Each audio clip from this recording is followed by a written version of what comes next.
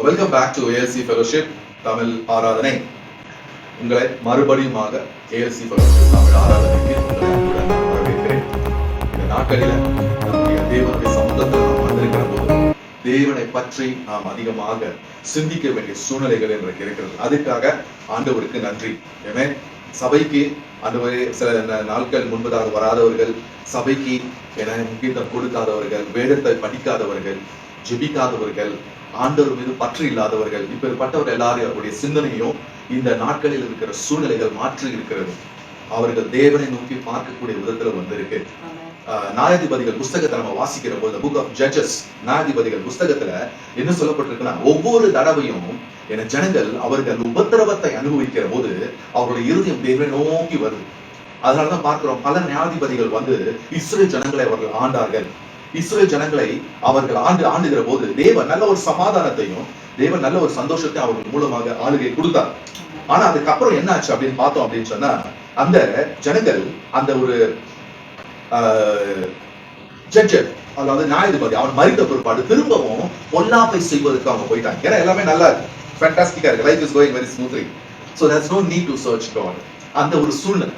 அப்போ எல்லாரும் தேவனுக்கு விரோதமாக அவர்கள் செய்ய ஆரம்பித்தார்கள். சோ ஆண்டவர் என்ன செஞ்சாருன்னா, உபத்திரவத்தை அவரோட வாழ்க்கையில அவர் அனுமதித்தார். அப்ப அந்த உபத்திரவம் வந்த உடனே அந்த உபத்திரவம் வந்து அவருடைய வாழ்க்கையை மாற்றி அமைக்கிறதா இருக்கிறது. தேவனை நோக்கி அவர்கள் கூப்பிடுகிறார்கள். சோ இந்த உபத்திரவ நாட்களில், இந்த பேண்டமிக் சிச்சுவேஷன்ல, அப்படி என இந்த சூழல் அநேகரை தேவனை நோக்கி பார்க்க அவர் வைத்திருக்கிறது. யாரெல்லாம் தேவனுடைய நாமத்தில் அநேகம் காரியங்களை நம்பாமல் தூரத்துல இருந்து அவர்கள் பார்த்து கொண்டிருந்தார்களோ, இன்றைக்கு தேவனை தேட வேண்டும் என்கிற ஒரு வாஞ்சையில அவர்கள் இருக்கிறார்கள் என்பதை நாம் பார்க்க முடிகிறது.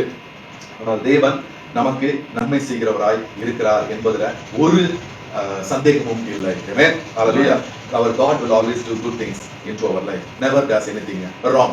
So இன்றைக்கு நம்ம செய்தியினுடைய தலைப்பு, the topic for the message என்ன பார்க்க போகிறோம் என்று சொன்னால், நம்முடைய துக்கங்கள் சந்தோஷமாய் மாறும். Your sorrow will turn into joy. என்னுடைய துக்கங்கள் சந்தோஷமா மாறும். Okay, we need to tell that, we have to confess that. அதை நாம் அறிக்கை செய்ய வேண்டும். என்னுடைய துக்கம் சந்தோஷமாய் மாறும். My sorrow will turn into joy. இதை நாம் வந்து என்ன செய்யணும்னா, அறிக்கை செய்து கொண்டே இருக்கணும். ஏன்னா நம்ம என்ன செய்வோம், ஐயோ என்ன ஆச்சு, ஐயோ இப்படி ஆச்சு, ஐயோ அப்படி ஆச்சு. சோ இதை கன்ஃபர்ஸ் பண்ணிட்டே இருக்கிறோம். நம்மளோட லைஃப்ல ஒரு பிரச்சனை வருது அப்படின்னு சொன்னா, இந்த மாதிரி இவன் செஞ்சுட்டானே, இவன் இந்த மாதிரி செஞ்சுட்டாங்க, இவங்க இந்த மாதிரி பண்ணிட்டாங்க, ஐயோ நஷ்டமாச்சு. நம்ம என்ன செய்யணும், நடந்த ப்ராப்ளம் வாயில கன்ஃபர்ஸ் பண்ணிக்கிட்டே இருக்கணும். ஆனா ஆண்டவர் இன்றைக்கு காலையில சொல்றாரு, your sorrow will turn into joy. உங்கள் துக்கம் சந்தோஷமாய் மாறும். சோ நம்ம அதை அறிக்கை செய்வோமாக, அதை சொல்லுவோமாக. See, your brain plays with you, in a very different it has a way of playing with you. அதான் சொல்ல முடியும். Your brain has a way to play with you. உன்னுடைய மூளைய நீ என்ன செய்ய அப்படின்னு சொன்னா, கவனிக்கல அப்படின்னு சொன்னா, உன் மூளை வந்து it will start playing with you. உன்னுடைய மூளை, உன்னுடைய சிந்தனையை வந்து நீ உன்னுடைய வார்த்தையினால, உன்னுடைய செய்கையினால அதை வந்து மோல்ட் பண்ண முடியும். ஏன்னா ரீசெண்டா வந்து ஒரு வீடியோ பார்த்தா, அவங்க சொல்றாங்கன்னா, வயசு ஆக ஆக வந்து இந்த பிரெயினுக்கு வேலை கொடுக்கல அப்படின்னு சொன்னா, இந்த பிரெயின் வந்து ரிஜிடா மாறிடும். It will turn into still. அதாவது எலாஸ்டிசிட்டி, ஃபிளெக்சிபிலிட்டி வந்து பிரெயின்ல இருக்காதான். அப்ப என்ன அப்படி அதான் நம்ம பார்க்கிறோம். சில வேளையில வந்து சின்ன பசங்க வந்து நம்ம சொன்ன ஒரு காரியங்களை டக்குன்னு புரிஞ்சுப்பாங்க. ஆனா வயசு ஆக ஆக வந்து அவர்களால புரிந்து கொள்ளக்கூடிய தன்மையே போயிடும். ஏன் அப்படின்னு சொன்னா, உங்களுடைய சிந்தனையை நீங்கள் வந்து செயல்படுத்தி கொண்டே இருக்கணும். அதாவது நார்மலா எழுந்திருக்கிறோம், போய் சாப்பிடுறோம், ஏன்னா நம்மளுடைய கடமைகளை செய்யறோம், பார்க்கிறோம், சில பேரை பேசுறோம், அது கிடையாது. உங்களுடைய பிரெயினை வந்து நீங்க செயல்படுத்துற விதம், உங்களுடைய சிந்தனையில வந்து உங்களுடைய பிரெயினை வந்து you have to stretch it up. அதுல வந்து 10% கூட அநேகர் உபயோகப்படுத்துவதில்லை அப்படின்னு சொல்றாங்க. சோ இப்ப இன்னைக்கு ஏன் இதை வந்து நம்ம பேசுறோம் அப்படின்னு சொன்னா, அநேகருக்கு வந்து இந்த பிரச்சனைகள் நம்ம வாழ்க்கையில வருகிற போது, அந்த பிரச்சனைகளை வந்து குறித்து அவர்கள் சிந்தனைகள் அதிகமாக போட போட போட அந்த பிரெயின் என்ன சொல்லும் அப்படின்னு சொன்னா, அவ்வளவுதான் உங்க லைஃப், உங்களுடைய சிந்தனையே உனக்கு சொல்லும், அவ்வளவுதான். நீங்க நிறைய பேர் கேள்விப்பட்டிருப்பீங்க, என்கிட்ட யாரும் பேசுற மாதிரி இருக்கு, somebody is talking to me, somebody is telling something to me. அப்போ எனக்கு வந்து என்னுடைய சென்னையில நான் வந்து ஒரு சபைக்கு உதவியா இருந்தேன். அப்போ ஒரு நபர் வந்தார், ரொம்ப நெளிந்து போய் வறுமையான ஒரு குடும்பத்துல இருந்து அவர் வந்தார். அவர் வந்துட்டு அவருக்காக ஜெபிக்கிற போது அந்த நபர் வந்து என்ன சொல்வார் அப்படின்னு சொன்னா, உங்களால நம்ப முடியாது நான் என்ன சொல்றேன்னு. நான் சொன்னேன், என்ன நம்ப முடியாது சொல்லுங்க அப்படின்னு. என் காதுல யாரோ பேசுறாங்க அப்படின்னு. என்ன பேசுறாங்க? என் காதுல வந்து ரொம்ப அசிங்கமான வார்த்தைய பேச சொல்லி என் காதுல பேசிக்கிட்டே இருக்கிறாங்க. அப்படி எவ்வளவு நாளா இருக்கு? இது கொஞ்ச நாளா இருக்கு. கேவலமான வார்த்தையை நான் மத்தவங்களை பேசணும்ன்ற என் காதுல I can hear somebody is talking to me அப்படின்னு சொன்னாங்க. அதுக்கப்புறம் வந்து நல்ல அபிஷேகமா, அதாவது அபிஷேகம் நல்ல வார்த்தை, மற்ற ஆசீர்வதிக்கக்கூடிய வார்த்தைகளை வரவே வராது எனக்கு. கேவலமான வார்த்தைகள் தான் என்னுடைய காதுல வந்து சொல்லு சொல்லு சொல்லுன்னு வரும். ஏன்னா இது எவ்வளவு உண்மையா இருக்கு பாத்தீங்களா? உங்களுடைய சிந்தனைகளை வந்து நீங்க தேவனுடைய வார்த்தையினால நிரப்பாவிட்டால் பிசாசு என்ன செய்வான் அப்படின்னு சொன்னா, உங்களுடைய சிந்தனைய அவனுடைய பொல்லாப்பான வார்த்தையினால நிரப்பிடுவான். சில பேர் வாயை திறந்தாங்கனாவே சூவேஜ் டேங்க் மாதிரி அவ்வளவு ஸ்மெல் வரும். ஏன்னா நான் டசன்ட் மீன் அவங்க பல்லு வளர்க்கலன்னு சொல்லல, ஆனா அவர்கள் வாயை திறந்தாங்கன்னா அவ்வளவு கெட்ட வார்த்தைகள் வரும், சாதாரணமா வரும் அப்படியே. அதாவது இந்த சூவேஜ் டேங்க்லாம் வந்து இந்த இதுல நீங்க பாத்துருப்பீங்க, எங்க இந்த கிளீன் பண்ணும்போது அப்ப என்ன செய்வான்னா, அந்த சூவேஜ் டேங்க் நம்மளுடைய சம்புல இருந்து அந்த இதுல வந்து கிளீன் பண்றதுக்கு வரும்போது அதை ஒரு மோட்டர் வச்சு அடிப்பான். அந்த மோட்டர் வச்சு அடிச்சு அவன் ஓபன் பண்ணுவான் பாரு, அந்த தண்ணி கஷ் அவுட் பண்ணி வரும்போது அந்த ஸ்மெல்லு ஒரு 1 கிலோமீட்டருக்கு ஸ்மெல் வரும். சோ சில பேருடைய வாழ்க்கை அந்த மாதிரி, அவங்களுடைய சிந்தனை வந்து அவங்க நல்ல விதத்துல செயல்படாததுனால இப்படிப்பட்ட வார்த்தைகள் அவருடைய வாயில அவங்க வரக்கூடிய விதத்தை நாம பார்க்கிறோம். So keep it aside. ஆனா தேவன் நமக்கு என்ன சொல்றாரு அப்படின்னு சொன்னா, நீங்கள் துக்கமா இருக்கணும் அப்படின்னு டிசைட் பண்ணிட்டீங்கன்னா ஆண்டவரால கூட உங்களுக்கு உதவி செய்ய முடியாது. Are you getting the point? நீங்கள் துக்கமாய் நான் இருக்கணும் அப்படின்னு முடிவு பண்ணிட்டீங்கன்னா ஆண்டவர் கூட உதவி செய்ய மாட்டார். ஏன்னா தேவன் he respects your choice. உன்னுடைய தெரிந்து கொள்ளுதல், நம்மள இதுவரை என்ன சொல்றதுன்னு தெரியும், your choice. your choice. ஒவ்வொருத்தருக்கும் சாய்ஸ் பண்ணக்கூடிய, செலக்ட் பண்ணக்கூடிய தைரியத்தை ஆண்டவர் கொடுத்திருக்கிறார். சோ அப்ப என்ன ஆகுதுன்னா, நீங்க செலக்ட் பண்றது ஆண்டவர் அங்கீகரிக்கிறார். He doesn't rebel against you like you. நீ இதுதான் வேணும்றியா, சரி எடு. ஆனா அதனால வரக்கூடிய ஆபத்து, the tragedy of your selection, you have to face it. அதனால தான் ஆண்டவர் என்ன வச்சிருக்காருன்னா, நண்பர்கள், பேரண்ட்ஸ், பெற்றோர்கள், என்ன நமக்கு டீச்சர்ஸ், மென்டர்ஸ், இவங்க தான் அந்த உலகத்துல வச்சிருக்காரு. எதுக்காக? அவர்கள் மூலமாக நல்ல ஒரு காரியத்தை நான் தெரிந்தெடுக்க அவர்களை வைத்திருக்கிறார். கடவுள் வந்து நீ இதை எடுக்கக்கூடாது, நீ இதான் எடுக்கணும் அவர் சொல்லவே மாட்டார். இயேசு ஒரு கதையை அழகா சொல்லியிருக்கிறார். ஏன்னா அது என்னன்னா, லூக்கா எழுதின சுவிசேஷத்துல 11வது அதிகாரத்துல அந்த ஸ்டோரி வந்து இருக்கு. அந்த ஸ்டோரி என்ன அப்படின்னு பாத்தீங்க அப்படின்னு சொன்னா, அதுல இந்த ப்ராடிகல் சன், அதாவது ப்ராடிகல் சன், அந்த ப்ராடிகல் சன் உடைய கதை என்ன அப்படின்னா, 2 மகன்கள். அதுல ஒரு மகன் என்ன செய்யறான், யங்கஸ்ட் ஒன், he says, நான் உம்மை விட்டு போகணும், father I cannot live with you, your life is not exciting to me, I wanted to go away and live a very luxurious life. அப்ப அவங்க அப்பா சொல்றாரு, எதுக்குப்பா போற, ஏன் போற? No, I wanted to go, give my portion, my wealth, I will go away. அப்போ அவன் வந்து என்ன செய்யறான் அப்படின்னு சொன்னா, அது எல்லாத்தையும் எடுத்துக்கிறான். அவங்க அப்பா ஒண்ணுமே சொல்றாரு, பாதி அவனுக்கு சொத்தை எடுத்து கொடுத்துட்டு போ அப்படின்னு அனுப்பிச்சுடுறாரு. சோ அங்க நம்ம என்ன பாக்குறோம்னா, உலகத்தினுடைய தகப்பனை நம்ம பார்க்கல, நம்ம அங்க பார்க்கிறது என்ன அப்படின்னா, பரலோகத்தினுடைய தகப்பனுடைய சாயலை இயேசு சொல்றாரு. அப்ப அவர் என்ன சொல்றாரு அப்படின்னு பார்த்தா, நீ எடுக்கிற சாய்ஸ பரலோகத்தில் இருக்கிற தேவன் அனுமதிக்கிறார். அது உன்னுடைய செய்கையா இருக்கிறதோ வாயின் வார்த்தையா இருக்கு. உன் வாயின் வார்த்தை மூலமாக நீ வந்து சூவேஜ் டேங்க் மாதிரி வச்சுக்கணும்னு நினைச்சீங்கன்னா it is up to you. இல்ல உன்னுடைய வாயின் வார்த்தைகள் ஔஷதம், என்ன ஹாப்பியா இருக்கணும் அப்படின்னு நினைச்சீங்கன்னா it is your choice. So தேவன் நீ துக்கமா இருக்கணும்னு நினைச்சா அப்படின்னா தட் இஸ் யோர் சாய்ஸ். இல்ல நான் சந்தோஷமா இருக்கணும்னு நினைச்சேன்னா அதுவும் உன்னுடைய சாய்ஸா இருக்கு. சோ இந்த கால வேளையில நான் என்ன நம்புறேன் அப்படின்னு சொன்னா, நம்மளுடைய ஆசையெல்லாம் துக்கமா இருக்க வேண்டியது இல்ல, சந்தோஷமா இருக்க வேண்டியதாக தான் தேவன் நம்மளை என அழைத்திருக்கிறார். அதனால நம்மளுடைய சாய்ஸும் என I want to be happy, I want to be happy in the Lord, அதுதான் நம்மளுடைய சாய்ஸா இருக்கும் என்று சொல்லி நான் நம்புகிறேன். பல வருஷங்களுக்கு முன்பதாக என ஒரு சம்பவம் நடந்தது என்னோட வாழ்க்கையில எனக்கு நினைவு வருகிறது. இந்த வசனத்தை வாசிப்போம். மத்தேயு 5வது அதிகாரம் 4வது வசனம். மத்தேயு 5வது அதிகாரம் 4வது வசனம். Matthew 5:4. அது சொல்லப்பட்டிருக்கு, துயரப்படுகிறவர்கள் பாக்கியவான்கள், அவர்கள் ஆறுதல் அடைவார்கள். துயரப்படுகிறவர்கள் பாக்கியவான்கள், அவர்கள் ஆறுதல் அடைவார்கள். சோ ஆண்டவர்கள் நமக்கு என்ன சொல்றாருன்னா, நீ துயரப்பட்டு கொண்டிருக்கிறாய் என்று சொன்னால் அந்த துயரத்துல நீ நிற்க போவதில்லை, அந்த துயரத்திலேயே நீ வாழ்ந்து கொண்டிருக்க போவதில்லை. நிச்சயமாக நான் உனக்கு ஆறுதலை கொண்டு வருவேன்.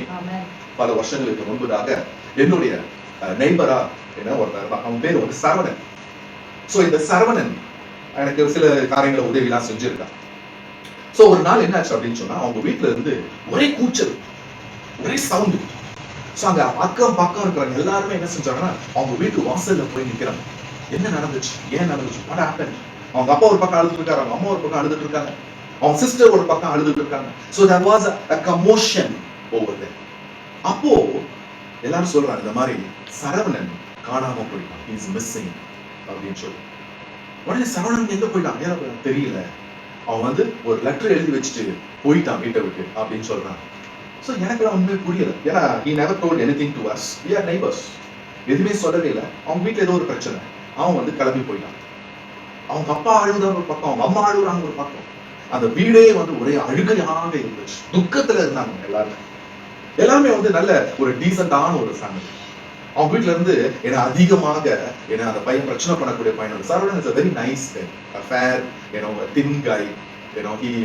He doesn't talk violently, he talks very calm and quiet. அவங்க அக்காவும் அதே போல, அவங்க ஃபேமிலி அந்த மாதிரி தான். சோ அவங்க வீட்டுக்குள்ள இந்த மாதிரி ஒரு பிரச்சனையா அப்படின்னு சொல்லி எல்லாருக்கும் ஒரு ஆச்சரியம். ஒரு நாள் ஃபுல்லா அவங்க என்ன செய்யறாங்க அப்படின்னு சொன்னா, ஃப்ரெண்ட்ஸை கூப்பிடுறாங்க, எனக்கு தெரிஞ்சவங்களை கூப்பிடுறாங்க, பல இடங்கள்ல சொல்றாங்க. ஆனா யார் எங்க இருக்கிறாங்க எனக்கு தெரியல, சரவணன் எங்க இருக்கிறான்னு சொல்லிட்டு தெரியாது. அப்புறம் அவங்க எல்லாரும் சொல்றாங்க, இங்க பாருங்க, இப்படி நம்மளே தேடிட்டு இருக்கிறதுனால பிரயோஜனம் இல்லை, நம்ம என்ன செய்யலாம், ஒரு போலீஸ் கம்ப்ளைண்ட் கொடுக்கலாம் அப்படின்னு எடுக்கிறாங்க முடிவு. ஸோ போலீஸ் போயிட்டு ஒரு அப்ளிகேஷன் கொடுக்குறாங்க, இந்த மாதிரி my son is missing, please help us. அங்க ஒரு கம்ப்ளைண்ட் கொடுத்து அவங்க வந்து அங்க யூஷுவல் ப்ரொசீஜர், இந்த மாதிரி இவ்வளவு நேரம் எடுக்கும், ஓகே நாங்க எடுத்து நான் சொல்றோம். அந்த ஹோல் டே, அந்த நைட்டு ஏன்னா அவங்க வீட்டுக்குள்ள அப்படியே ஒரே நிசப்தம், ஒரு துக்கம். ஏன்னா என்ன செய்யறதுன்னு அவங்களுக்கு ஒண்ணுமே புரியாம ஏன்னா அழுதுகிட்டோம், அப்படியே உட்காந்துக்கிட்டு இருக்காங்க. எல்லாரும் போய் தூங்க போயிட்டோம், ஏன்னா நைட் ஆயிடுச்சு. ஓகே, காலையில நடந்த சம்பவம் போலீஸ் கிட்ட போய் சொல்லியாச்சு, இனிமேல் வெயிட் பண்ணணும் எப்போ நியூஸ் வரப்போகுதுன்னு சொல்லி. ஸோ எல்லாரும் போயிட்டோம். மறுநாள் காலையிலையும் ஒரே அப்ரூவ், ஒரே சவுண்ட் அந்த வீட்டுல. எல்லாருக்கும் என்னமோ பிரச்சனை இருக்குன்னு எல்லாரும் ஓடுறோம். அவங்க அப்பா தான் வந்து அவங்க வீட்டை விட்டு வெளியில வந்து நிக்கிறாரு. வெளியில என்னடா இது, யாரோ வர்றதுக்கு எதிர்பார்த்து கொண்டு இருக்கிறது போல அதை நிக்கிறாரு. அவங்க அம்மாவும் நிக்கிறாங்க, எல்லாரும் கண்ணு தொடச்சிட்டு அப்படியே நிக்கிறாங்க. சோ நானும் என்னடா அப்படின்னு சொல்லிட்டு பாக்குறேன். பார்த்தா 2 அடல்ட்ஸ், பெரிய ஆட்கள், அவங்க போலீஸ்கார மாதிரி இருக்கிறாங்க. ஆனா அவங்க they are not in the uniform. 2 adults, அவங்க 2 பேருக்கு நடுவுல Saravanan, he is walking and coming towards the house. அவனுக்கு முகத்துல ஒரு பயம், ஒரு கலக்கம் இருக்கு. ஆனா அவங்க அப்பா என்ன தெரியுமா செஞ்சாரு, ஏடா போனன்னு எதுவுமே சொல்லாம அவனை கட்டி பிடிச்சி, அவனும் அழுகுறான், அவங்க அப்பாவும் அழுகுறாங்க, ஒரே கமோஷன். அதாவது என்ன சொல்லலாம், இட் இஸ் a சந்தோஷம், என் பையன் காணாம போயிட்டான் ஆனா இப்போ திரும்பவும் வந்துட்டான் அப்படின்னு சொல்லிட்டு என்ன ஒரே சந்தோஷம். அங்க இருக்கிறவங்க எல்லாருக்கும் ஒரே ஆனந்த கண்ணீர். எடிகா வந்துட்டாங்க, என்னடா எங்கடா போயிருந்த அப்படின்னு கேட்டா, இந்த மாதிரி நான் ட்ரெயின் ஏறி எங்கேயாவது போயிடலான்னு பார்த்தேன், அதனால சென்னை சென்ட்ரல்ல நான் வந்து வெயிட் பண்ணிட்டு இருந்தேன். அப்போ இந்த 2 போலீஸ்காரங்க வந்து என்ன செஞ்சுட்டாங்க, என்னடா எங்க போறேன் அப்படின்னு கேட்கும்போது எனக்கு தெளிவாக சொல்ல முடியல, நான் எங்க போறேன்னு எனக்கு சொல்ல முடியல. அப்போ என்னை வந்து கேப்சர் பண்ணி இந்த ஒரு மிஸ்ஸிங் கம்ப்ளைண்ட் வந்து இருக்குன்னு அதை கம்பேர் பண்ணும்போது இவனுடைய பேரும் அங்க சொல்லப்பட்டிருக்கிற பேரும் ஒன்னா இருந்ததுனால அவனை வீட்டுக்கு திரும்பவும் கொண்டு வந்து சேர்த்தாங்க. நம்மளோட வாழ்க்கையில நம்ம பார்க்கிறோம், சில வேளை சில சேலஞ்சஸ், ஏன்னா சில உபத்திரவம் நம்மளோட வாழ்க்கையில வருகிறத பார்க்கிறோம். சில உபத்திரவம் கொஞ்ச நாள் அதிகமா இருக்கு, சில உபத்திரவம் கம்மியா இருக்கு. சோ அந்த வீட்டுல நான் பார்த்தேன், ஒரே துக்கத்துல இருந்த அந்த ஜனங்க, அந்த குடும்பம் மறாநாள் மிகுந்த சந்தோஷம், மிகுந்த ஹாப்பினஸ்ல அவங்க வந்து நிரம்பிட்டாங்க. ஒரே சந்தோஷம் அவங்களோட குடும்பத்துல, என் பையன் போனா என் திரும்பி கிடைச்சிட்டான் அப்படின்னு சொல்லிட்டு. சோ இது கேட்கிற நம்ம என்ன யோசிக்கிறோம் அப்படின்னு சொன்னா, என்னுடைய குடும்பத்திலையும் அப்படி ஒரு சந்தோஷம் வருமா திரும்பவும், ஏன்னா நான் இழந்ததை நான் பெற்றுக் கொள்வேனா, will I get back what I have lost in my life? Today the Lord is telling you, your sorrow will turn into joy. உங்களுடைய துக்கம் சந்தோஷமாய் மாறும். யோவானுக்கு எழுதின சுவிசேஷத்துல 16வது அதிகாரத்துல 20வது வசனத்தை நம்ம வாசிச்சோம் அப்படின்னு சொன்னா, இயேசு தன்னுடைய சீஷர்களிடத்துல முக்கியமான ஒன்றை சொல்றாரு. என்ன சொல்றாரு, சில நேரம், சில நாட்கள் நான் உங்களை விட்டு போவேன், சில நாட்கள் நீங்கள் என்னை காணாமல் இருப்பீர்கள். For a while you will not see me, yet after that you will see me. எப்படி சொல்றாரு? For a while you will not see me, after a while you will see me. John chapter 16 verse 20. யோவான் 16வது அதிகாரம் 20வது வசனம். கொஞ்ச நாளைக்கு என்னை நீங்கள் காணாமல் இருப்பீர்கள். அப்படியே இயேசுவோட 3 வருஷம் இருந்துட்டு இந்த சீஷர்களுக்கு ஒரு ஹார்ட் அட்டாக் மாதிரி இருந்துச்சு. என்னடா அங்க இருக்க மாட்டாரா? Where is going? Why is leaving us? What is the reason? அப்படின்னு சொல்லிட்டு துக்கத்துல அவங்க இறங்குறாங்க. They are all sad because Jesus is leaving them. அதுவும் எப்படி சொல்றாரு? For a while, கொஞ்சம் காலம் நான் உங்களை விட்டு விலகி இருப்பேன்னு சொல்றாரு. அதுவே சீஷர்களால என்ன செய்ய முடியல, அவர்களால பொறுத்து கொள்ள முடியல. Are you with me this morning? They couldn't accept that. ஆனா அந்த ஆண்டவர் என்ன சொல்றாரு அப்படின்னா, கொஞ்ச நாளைக்கு நான் உங்களை விட்டு நீங்க இருப்பேன் சார். அவருக்கு துக்கமா இருப்பதை பார்த்துட்டு அவர் சொல்றாரு, ஆனாலும் உங்க துக்கம் சந்தோஷமாக மாறும். ஏன்னா நான் படிக்கிறேன், மெய்யாகவே மெய்யாகவே நான் உங்களுக்கு சொல்கிறேன், நீங்கள் அழுது புலம்புவீர்கள், உலகமோ சந்தோஷப்படும். நீங்கள் துக்கப்படுவீர்கள், ஆனால் உங்கள் துக்கம் சந்தோஷமாய் மாறும். ஏசப்பா வந்து அரெஸ்ட் பண்ண போறாங்க. They are going to arrest him. Someone from the disciples, he is going to betray Jesus. அப்படி பெட்ரே பண்ணதுனால அந்த குருத்தோலை ஞாயிறு அப்படின்னு சொல்லிட்டு நம்ம எல்லாரும் கொண்டாடுறோம், பாம் சண்டே. அந்த பாம் சண்டேல என்ன நடக்குது அப்படின்னு பார்த்தா, எல்லாரும் வந்து இயேசு வந்து வரவேற்கிறாங்க எருசலேம்ல. ஏன்னா வரவேற்க அதே ஜனங்கள் என்ன செய்யறாங்க அப்படின்னு சொன்னா, அவரை சிலுவையில அறையும் என்று சொல்லி பிலாத்துக்கு முன்பதாக கத்துறாங்க. So what we see there is the same people who appreciated you, the same people wanted you to be out of their life.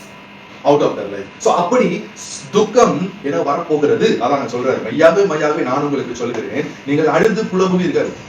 ஏன்னா பேதுரு இயேசு வந்து மறுதலிச்ச பிற்பாடு, இவர் எனக்கு தெரியவே தெரியாதுன்னு சொன்ன பிற்பாடு போய் அழுதார் பேதுரு. ஐயோ நான் இப்படி செஞ்சுட்டேனே, how can I forsake my Lord? அவர் எனக்கு தெரியாது நான் சொல்லிட்டேனே, I have denied him அப்படின்னு. அப்ப அது அழுதுற போது கோழி கூச்சான், சேவல் என்னாச்சு கூச்சான் 3 தரம் அவர் மறுதலித்த பிற்பாடு. சோ அப்ப அது நினைவு கூறுறாங்க. ஆண்டவர் சொல்றார், நீங்க இப்படி செய்வீங்க, but I will not chuck you, I will not forsake you. I will not forsake you. இந்த உலகமே சந்தோஷப்படும். எப்போ நீ துக்கத்துல இருக்கிற போது இந்த உலகமே சந்தோஷப்படும். அப்படிப்பட்ட ஒரு சூழ்நிலை வருகிற போது எப்படி இருக்கும்? ஆண்டவரே நாங்கள் துக்கத்துல இருக்கோம், எங்க கூட இருக்கிறவங்க, என்னை சுற்றி இருக்கிறவர்கள் எனக்காக ஆக்சுவலா பரிதாபப்படணும், எனக்காக ஆக்சுவலி கூட நிற்கணும்.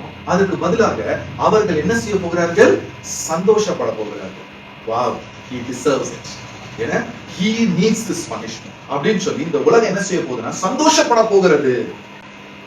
ஆனாலும் உங்க துக்கம் சந்தோஷமாக மாறும். அப்படிப்பட்ட ஒரு சூழ்நிலை வரும். ஆனா அந்த சூழ்நிலை இருந்து நீங்கள் விடுதலையாக்கப்படுவீர்கள், உங்களுடைய வாழ்க்கையில சந்தோஷம் வரும் அப்படின்னு ஆண்டவர் சொல்றார். மத்தேயு 5:4 ஏற்கனவே நம்ம படிச்சிட்டோம். சங்கீதம் 30:5 Psalm 35 அது வாசிக்கிற போது சங்கீதத்துக்காரன் என்ன சொல்றான் அப்படின்னு சொன்னா, ஆண்டவருடைய பிள்ளைகளாக இருக்கிற நமக்கு இந்த ஒரு சிலாக்கியம். What is that? அவருடைய கோபம் ஒரு நிமிஷம், அவருடைய தயவோ நீடிய வாழ்வு. சாயங்காலத்தில் அழிவில் தங்கும், விடியற் காலத்திலோ களிப்புண்டாகும். Maybe by evening, there is a sickness, there is a sadness, there is a loss, but by morning, my God fills my life with joy. காலையில தேவன் என்னோட வாழ்க்கை சந்தோஷத்தினால சங்கீதக்காரன் எப்படி புரிஞ்சு வச்சிருக்கா பத்தியா ஆண்டவரே? Do you have such knowledge about God? இன்றைக்கு தேவனை குறித்து அப்படிப்பட்ட ஒரு அறிவு நமக்கு இருக்கிறதா? ஆண்டவரே எனக்கு சஞ்சலம் வரலாம், ஆண்டவரே எனக்கு வந்து பிரச்சனைகள் வரலாம், ஏன்னா என்னுடைய வாழ்க்கை நீர் கோபம் என்ன வர வைக்கலாம், ஏன்னா கோபமா இருக்கலாம், ஆனா அவை நீடித்து இருக்க போவதில்லை என்று சொன்னால் அது சாயங்காலம் வரைக்கும் தான், till the evening, but the next day you fill my life with joy. My life will become new every day. So he doesn't hold anger forever. So the first point which I wanted to tell you is, as a child of God, நான் தேவனுடைய பிள்ளை. As a child of God, God never intends to hurt me. என்னை துக்கப்படுத்தும்படி, என்னை அவதிப்படுத்தும்படி தேவன் ஒரு நாளும் முயற்சியை செய்கிறவர் அல்ல. He never intends to hurt me. ஏன்னா intentional hurt ன்னு சொல்லுவாங்க இல்லையா? What is that intentional hurt? அப்படியே ரோட்ல போயிட்டே இருக்கோம், டக்குன்னு யாராவது இடிச்சிடுறாங்க, சாரிங்க அப்படின்னு போயிடுவாங்க. ஆனா அதுவே உன் பாக்கெட்ல இருந்து பணத்தை எடுக்க வராங்க பிக் பாக்கெட். இந்த பிக் பாக்கெட் என்ன செய்வான் அப்படின்னு சொன்னா, இன்டென்ஷனல் வந்து உன்ன என்ன செய்யறான், இடிச்சுட்டு உன் பர்ஸையும் தூக்கிட்டு போயிடுவான். So you have to know which is intentional, which is not intentional. ஏன்னா தேவன் வந்து அப்படி இன்டென்ஷனலா உன்னோட வாழ்க்கையில உபத்திரவத்தை கொடுக்கிறவர் அல்ல, பிசாசு தான் அப்படி கொடுப்பான். சோ ஆண்டவர் எனக்கு இன்டென்ஷனலா செய்ய போவதில்லை. நான் ஏற்கனவே சொன்னேன் இந்த ப்ராடிகல் சன் லூக்கு 15:11-32 வரைக்கும் ஏன்னா அந்த ஸ்டோரி, அந்த கதை இருக்கு. அதுல என்ன பாக்குறேன்னா, the son creates his challenge, the father waits for his return. ஏன்னா யார் கிரியேட் பண்ணது? அந்த மகன், இளைய மகன், he creates a problem. அவன் பிரச்சனையை வந்து உருவாக்குகிறான், ஆனால் தகப்பனும் அந்த பிள்ளைக்காக காத்திருக்கிறான். ஆங்கிலத்தில் நல்லா இருக்கு, son creates his challenge, the father waits for his return. So அவருடைய கோபம் ரொம்ப கம்மி. ஒருவேளை அவர் வந்து இந்த சொத்தெல்லாம் எடுத்துட்டு போ அப்படின்னு சொல்லிட்டு தூக்கி போட்டுக்கலாம் அப்படின்னு கூட ஒரு கற்பனை நமக்கு இருக்கும் அப்படின்னு சொன்னா, அந்த கோபம் போயிடுச்சு. ஏன் அப்படின்னு சொன்னா, the day he left, is looking out through the windows. When my son will come, when he will come and join me, when he will be with me. As a child, there is someone who is always expecting you to enter into joy.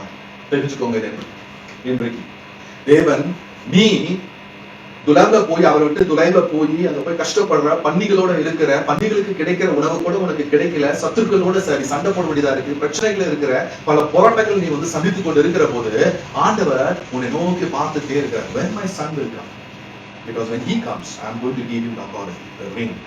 I am going to dress him with the royal robes, and I am going to have enjoyment, celebration with him.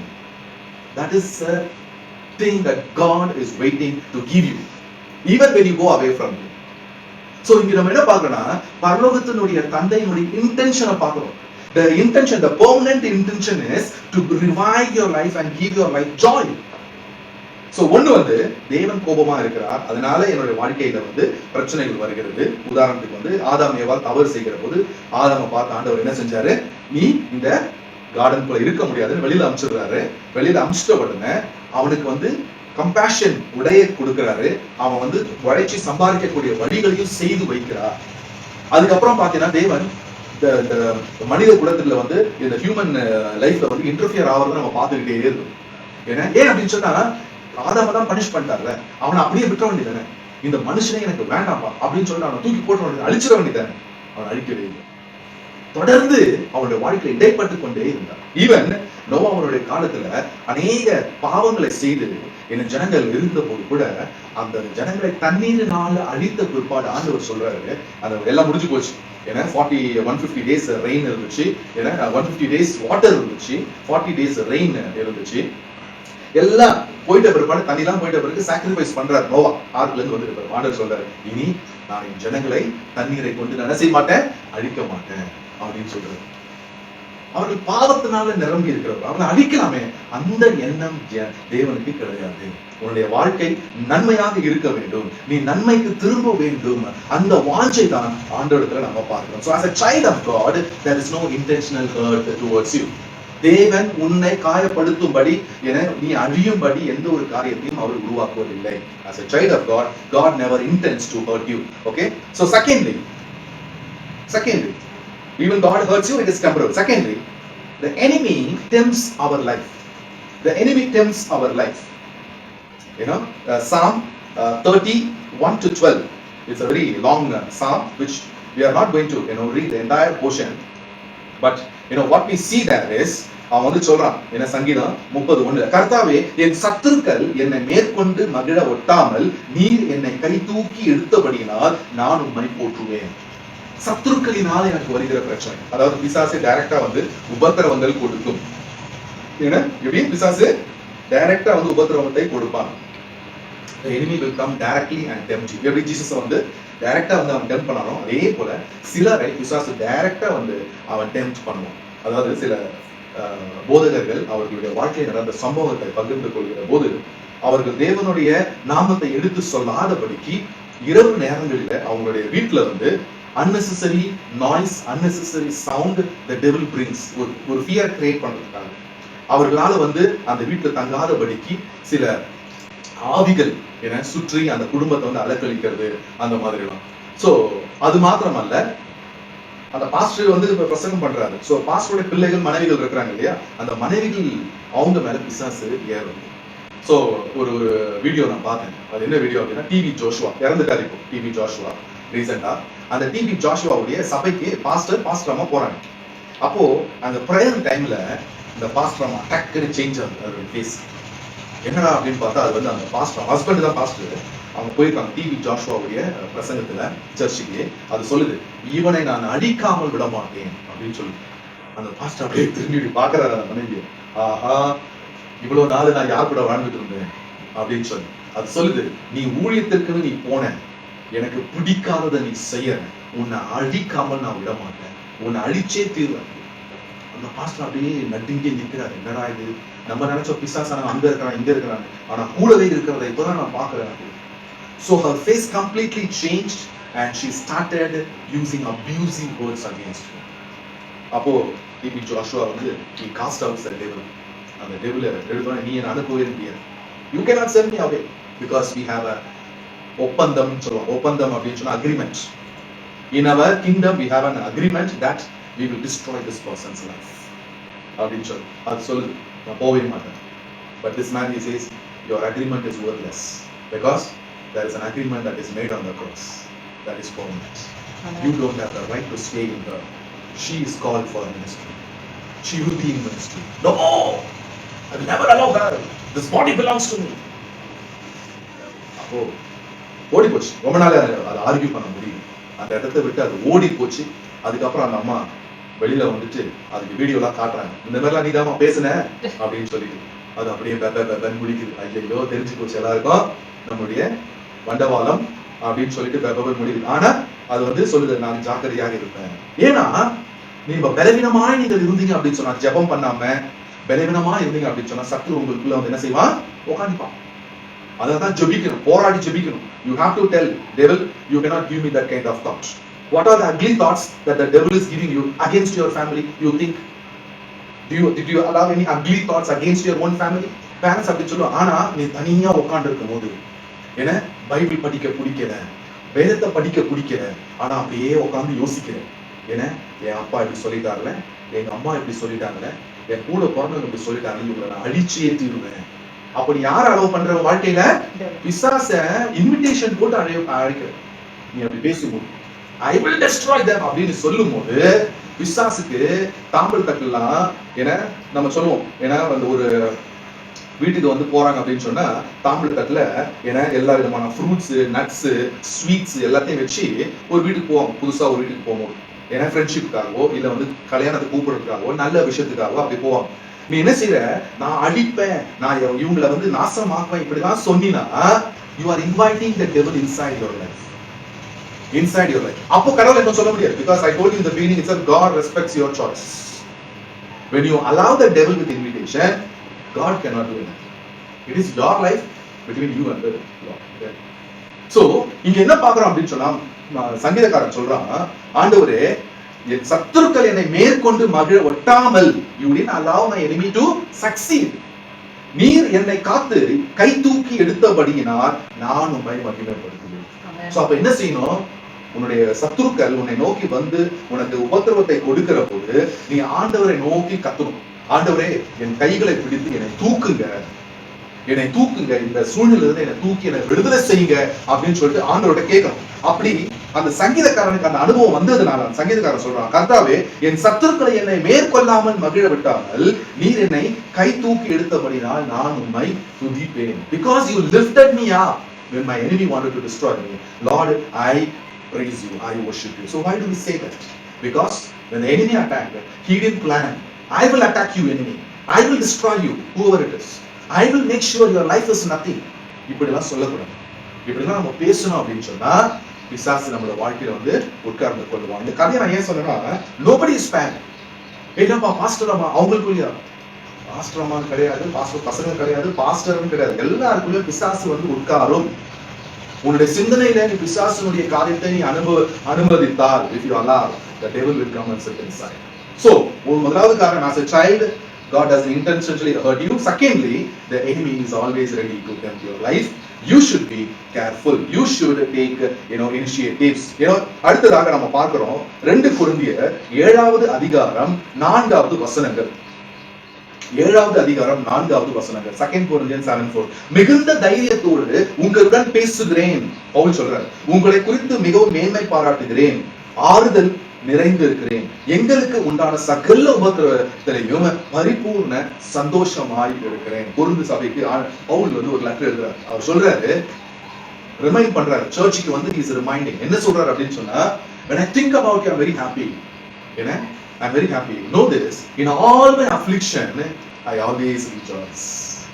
என்னுடைய எல்லா உபத்திரவத்திலையும் நான் என்ன செய்றேன்? சந்தோஷமா இருக்கிறேன். எப்படி இருக்க முடியும்? How many people will say, Lord, I lost 1,000 rupees, praise the Lord. Can you say that? ஒரு 10 பைசா நம்மளோட பாக்கெட்ல மிஸ் ஆச்சுனாவே நம்மளுடைய மனசு என்னாவது? 1 சென்டிமீட்டர் கீழே தொங்கிடுது ஹார்ட். ஐயோ 10 பைசா காணாம போயிடுச்சு, 10 பைசா காணாம போயிடுச்சு. ஏன்னா முக்கியமா கிறிஸ்தவர்களாக இருக்கிற நாம கொடுக்கிறவர்களாக மாறணும். We have to practice giving. அநேகர் கிறிஸ்தவர்கள் பிராக்டிஸ் பண்றாங்க, சில பேருக்கு இதை சொன்னா ரொம்ப ஹர்ட் ஆகும். ஏன்னா கொடுக்கணும்ன்றீங்க. இந்த கொடுக்கறதெல்லாம் பத்தி பேசாதீங்க. நீங்க பேசினீங்கன்னா உங்க சர்ச்சுக்கு நாங்க வரமாட்டோம். ரொம்ப ஹர்ட் ஆகுறாங்க. கொடுக்கணும் அப்படின்னு சொன்னா ரொம்ப ஹர்ட் ஆகுறாங்க. ஏன் அப்படின்னு சொன்னா they saw that giving is difficult for their என்ன சொல்றது, அவர்களுடைய பற்றுதல் அந்த பணத்து மேல இருக்கிறதுனால அதை விட்டு கொடுக்க முடியல. இவங்களாம் கொடுக்க ஒரு பணத்தையே கொடுக்க முடியல அப்படின்னு சொன்னா, இந்த ரஷ்யாவில நேர்ந்த மாதிரி மிலிட்டரி ரூல் வந்துச்சுன்னா, இயேசுவை நீ மறுதலிக்கணும், அப்பதான் உனக்கு வாழ்க்கை கிடைக்கும் அப்படின்னு சொன்னா, எத்தனை பேர் இயேசுக்காக தங்களுடைய வாழ்க்கையை கொடுப்பாங்க? இவன் உன்னோட பணத்தையே கொடுக்க உன்னால முடியல. You are not willing to share the money. Money will come and go. இல்லையா? மிலிட்டரி ரூல் மூலமாக இயேசுவை நீ மறுதலிக்கணும் அப்படின்னு சொல்லிட்டு ஒரு சிச்சுவேஷன் வந்துச்சுன்னா, how many of us will give our life to Jesus? So அந்த நேரம் வரைக்கும் காத்து இல்லாம இப்பவே நம்ம பிராக்டிஸ் பண்ணணும். என்னன்னு சொல்லி கொடுக்கக்கூடிய கேரக்டர், கொடுக்கக்கூடிய நிதானத்தை நம்முடைய வாழ்க்கையில நாம் தொடர்ந்து செய்ய வேண்டும். சோ பவுல் சொல்றாரு, எல்லா சூழ்நிலையிலும் நான் சந்தோஷமாய் இருப்பேன். நெகேமியாவில் சொல்லப்பட்டிருக்கிறது, the joy of the Lord is my strength. 8:10 நெகேமியா 8:10. The joy of the Lord, தேவனுடைய சந்தோஷமே எனக்கு பலன். Did you get that happiness? இன்றைக்கு காலையில நம்ம ஆராதிச்சோம். ஆராதனை அந்த பாட்டுல அப்படியே, அதாவது இந்த மாதிரி ஆராதனை பாட்டு 1.5 hour 1 மணி நேரம் போகும். ஆராதிச்சுட்டே இருக்கும். அப்ப அது ஒரு ஸ்ட்ரென்த். என்னமோ எல்லா கவலைகளும் போயிட்ட மாதிரி, எல்லா பிரச்சனைகளும் போயிட்ட மாதிரி ஆண்டவருக்கு துதி செலுத்துகிற போது அங்க you don't see any metallic music or rock music or jazz music, but when you praise God you feel the happiness inside of you. தேவனை துதிக்கிற போது ஒரு சந்தோஷம் உனக்கு இருக்கு. அதுதான் பவுல் சொல்லுகிறது. In midst of all my affliction I am very happy because I am suffering for my God. My God will turn my sorrow into joy. So இன்றைக்கு இந்த நாளில நாம தெரிஞ்சிக்க வேண்டிய முக்கியமான ஒரு காரியம், நல்லா தெரிஞ்சுக்கணும். Keep your ears open. There is a difference between the problem the other person face and you. The last point. There is a difference between other person who faces a problem and you. Because the people outside, those who don't know Jesus, their joy is dependent on the circumstances around them. அவங்க வீட்டுல ஒரு கல்யாணம் அப்படின்னு சொன்னா அவங்க வீட்டுல எல்லாரும் ஜாய்ஃபுல்லா இருக்காங்க. ஒரு குழந்தை பிறந்துச்சுன்னா they will all be very joyful. Of course நமக்கும் சந்தோஷம் தான். Their joy is dependent on the circumstances. But as a child of God, your joy is dependent on the God who never changes. Amen. என்றைக்கும் மாறாத தேவனுடைய மேல சார்ந்துதான் உன்னுடைய சந்தோஷம் இருக்கிறது. அதான் நெகேமியா தெளிவா சொல்றான். ஏன்னா the joy of the Lord is my strength. தேவனுடைய சந்தோஷமே எனக்கு ஔஷதம். தேவனுடைய சந்தோஷமே எனக்கு பலன் அப்படின்னு நெகேமியா அறிக்கை செய்றார். Joy of the Lord is my strength. Because my joy is not dependent on the circumstance that I live. My joy is dependent on my God. நம்ம படிக்கிறோம் எபிரேயருக்கு எழுதின நிருபத்துல, தேவன் இயேசு கிறிஸ்து நேற்றும் இன்றும் என்றும் மாறாதவராய் இருக்கிறார். The Lord Jesus Christ is same yesterday, today and forever. He never changes. And if you depend on Him for joy, for strength and for gladness, that joy will stay permanently. Yes. So today the Lord is teaching you something important. Learn that the Lord is always loving you. Prodigal son story. Secondly, the enemy will tempt you, but God will rescue you. Third, God will never intentionally hurt you. Fourth, we see there is a difference between others and you, because others, they depend on the joy of the world, the things that happen, but we depend on God for our joy. Amen. Let's have this in our mind and pray to God and say that, Lord, you are my joy. It's about you today. It's not about me. Lord, I need so many money to pay, Lord, my bills. Money to pay for the fees. Money to pay, Lord, for my health. Money I need for many things. But today, it is not about my needs. Today, it's not about my. என்னுடைய தேவைகள் இன்றைக்கு முக்கியமானது அல்ல. இன்றைக்கு எனக்கு முக்கியமானது நீர்தான். I will rejoice.